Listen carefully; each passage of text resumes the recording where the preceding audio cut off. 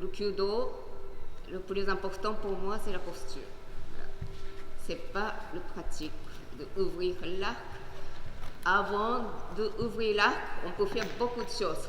On essaie de montrer quelque chose. Voilà, c'est pour ça que tout d'abord, on tient bien la posture droit tout le temps possible, même si vous êtes assis, vous pouvez faire la même chose. Voilà. Et puis quand on prend un arc avant de tirer, quand on met le gant aussi, vous pouvez penser la bonne posture. Voilà. Toujours aligné et étiré, comme Shimomura Sensei est en train de montrer. Voilà. Vous pouvez voir l'étirement de la colonne vertébrale. On a tous des corps différents.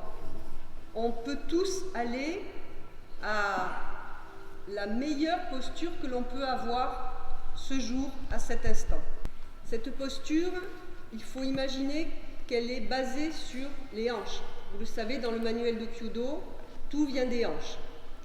Et si effectivement vous créez des torsions inutiles dans les hanches, c'est pour ça que la posture de Seiza est probablement la meilleure.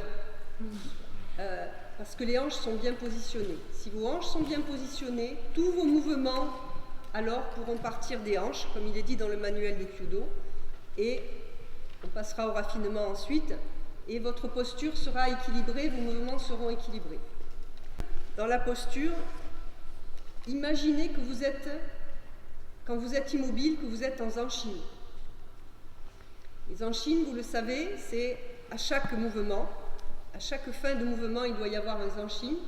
Et ce zanshin, c'est une occasion pour explorer ses limites.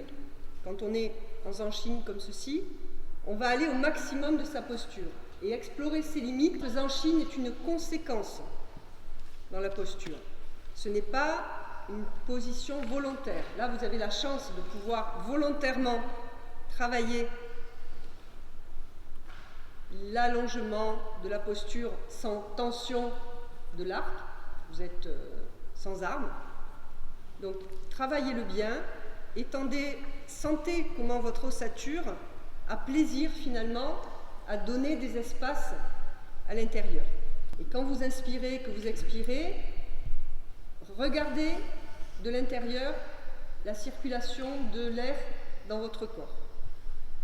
La relation entre le positionnement de l'ossature et la capacité respiratoire sont fondamentales.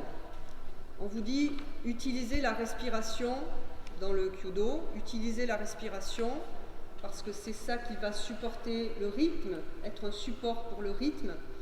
Et en réalité, on respire bien si on se tient bien.